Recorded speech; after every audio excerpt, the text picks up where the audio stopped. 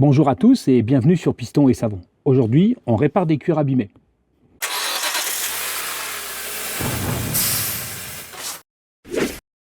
Alors pour cette vidéo, je présume que vous avez regardé la vidéo sur le nettoyage des cuirs que je vous mets en fiche au-dessus.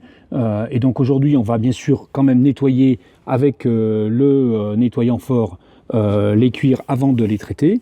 Et on va regarder comment on peut enlever ces traces d'usure qui sont très importantes sur ce siège qui a 7 ans et 110 000 km, ce qui n'est pas extraordinaire, mais bon, vous voyez, la qualité n'est pas au rendez-vous, et donc les cuirs sont très abîmés.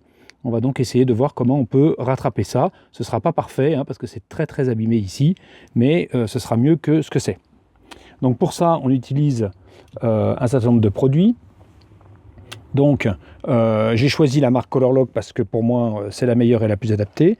Et donc le produit principal que j'ai acheté, c'est un système de traitement, de coloration pour cuir, qui est vendu à couleur spécifique de la voiture avec son éponge, un petit gant, moi je vais utiliser mes gants à moi, et puis un tampon abrasif que l'on va utiliser pour venir poncer en fait le cuir, pour qu'il soit plus lisse et qu'on sente moins les craquelures qu'il y a ici.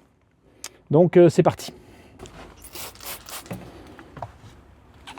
Donc la première étape, c'est le nettoyage. Je ne vais pas vous montrer tout le nettoyage en détail puisque on l'a déjà vu sur une autre vidéo.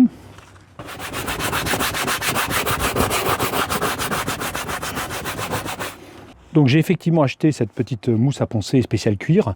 Je faisais avant avec du papier de verre. Je pense que les deux sont possibles. Simplement, ça coûtait 5 €. J'ai dit, on va essayer.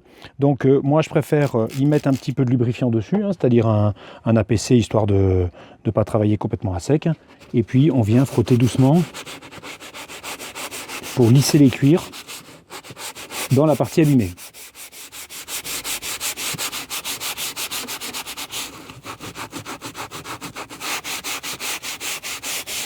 Alors d'habitude, moi je fais ça avec un papier de verre un petit peu plus fin que ça.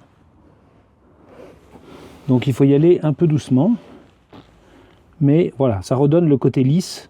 Là, il y a encore besoin d'un petit peu. Vous voyez, on va tout doucement, on frotte pas fort, on n'appuie pas. Et on teste bien pour voir un peu comment on est. Voilà, l'idée c'est qu'on ne sente pas trop les rayures.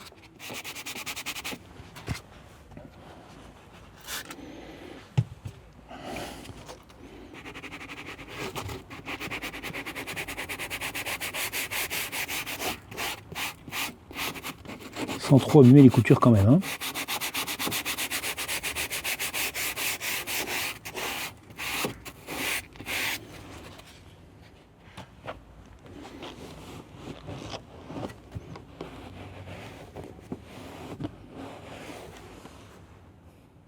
Voilà, là on est bien.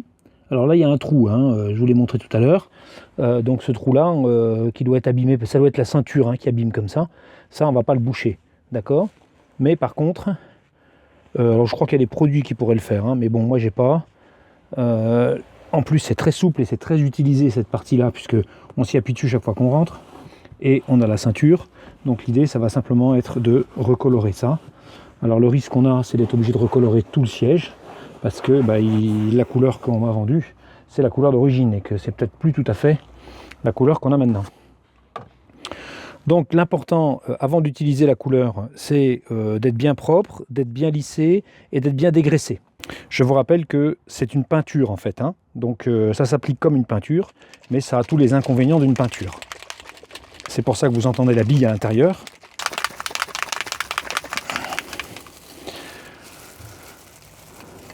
Alors le conseil, c'est de tester la couleur sur un petit coin un peu caché.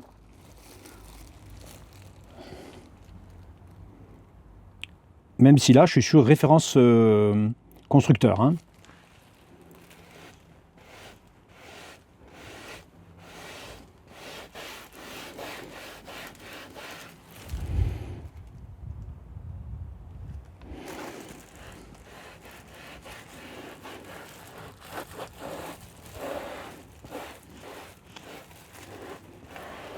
Alors comme c'est une peinture, mon conseil, c'est de faire ça en plusieurs couches. Donc on y va mollo.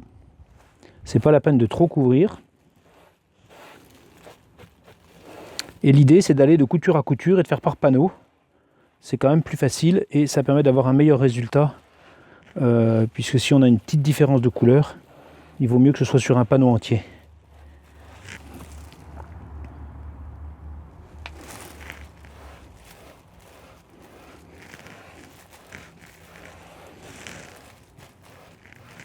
Donc voilà pour la première couche.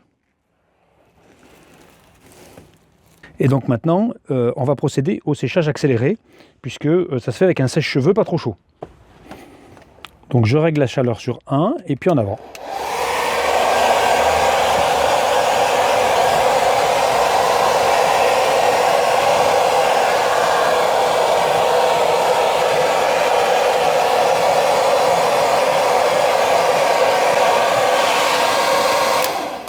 Alors voilà, on voit qu'en une couche, on n'est pas parfait. Hein, c'est normal. Il faut laisser sécher encore un petit peu. Et puis on va passer une seconde couche. C'est une opération de patience. Je pense que je vais même être obligé de faire ce panneau. Parce que là, il est quand même pas mal abîmé aussi. Donc je vais essayer de faire ce panneau déjà en première couche.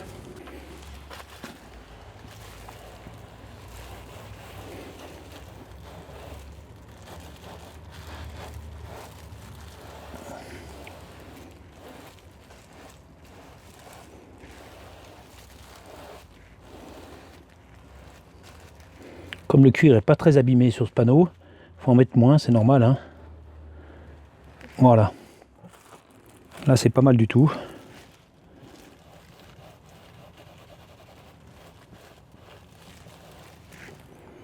Maintenant, on va pouvoir attaquer la seconde couche sur le premier panneau.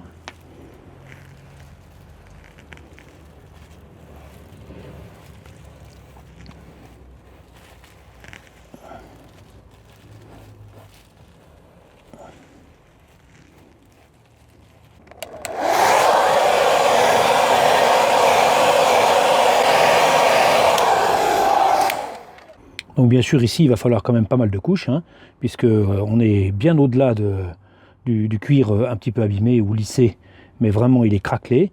Par contre le résultat va être pas mal, et en tout cas la couleur est bien respectée. Bon, c'est l'avantage de ces spécialistes, c'est qu'ils vous proposent une couleur adaptée à votre voiture, ce qui est quand même une bonne chose.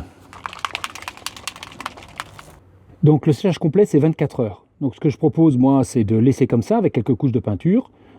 Spécial cuir, de laisser 24 heures et demain matin on va vérifier dans quel état on est ici et puis si on peut faire la protection en suivant en fonction de l'état à laquelle on est arrivé sur cette réparation de cuir.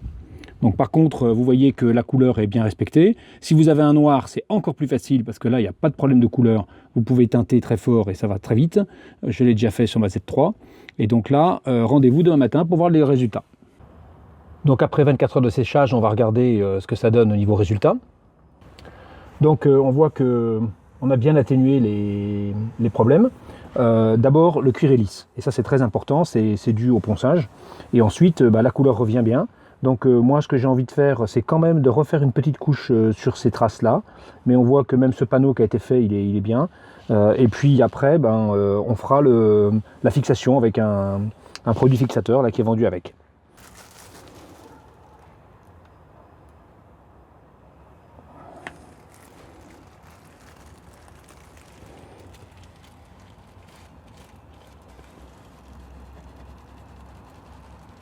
Moi je trouve que la couleur est parfaite, hein. Ils ont des palettes qui correspondent bien aux voitures. Donc là c'est le calcite de Volvo. Mais j'avais déjà essayé le noir, bon le noir c'est plus facile hein. Pour la BM, c'était parfait aussi. Donc voilà le résultat, on est sur un cuir qui était quand même pas mal abîmé. Donc il reste bien sûr à laver la petite mousse, ça se lave à l'eau, c'est facile. Et puis on va faire après une protection avec un espèce de cylindre qui est vendu avec et qui permet de bien fixer la couleur et qui va s'appliquer avec une microfibre, tout simplement. Donc peut-être que je vais refaire aussi ce coin de siège là, qui me semble un petit peu abîmé par rapport au reste. Et puis j'ai un petit accroc ici, donc j'ai envie de le traiter pour que ce soit nickel. En tout cas, peut-être un peu ici aussi. Donc je pense que je vais refaire l'assise en entier. Donc je crois que vous avez compris le système. je ne peux que vous recommander ces produits qui permettent de faire un très bon travail sur les cuirs. Bien sûr, on a pris un cuir de voiture, vous auriez un cuir de salon, ce serait exactement pareil. Alors j'ai eu des questions sur ma précédente vidéo sur les cuirs pour savoir si j'étais sponsorisé par Colorlock. Pas du tout. J'achète mes produits au prix normal comme tout le monde. Je ne suis pas sponsorisé, simplement j'ai essayé plusieurs produits et c'est celui-là que j'ai trouvé le meilleur. C'est pour ça que je vous le recommande. Sur ce, je vous remercie d'avoir suivi cet épisode de Piston et Savon et je vous dis à bientôt pour une nouvelle vidéo.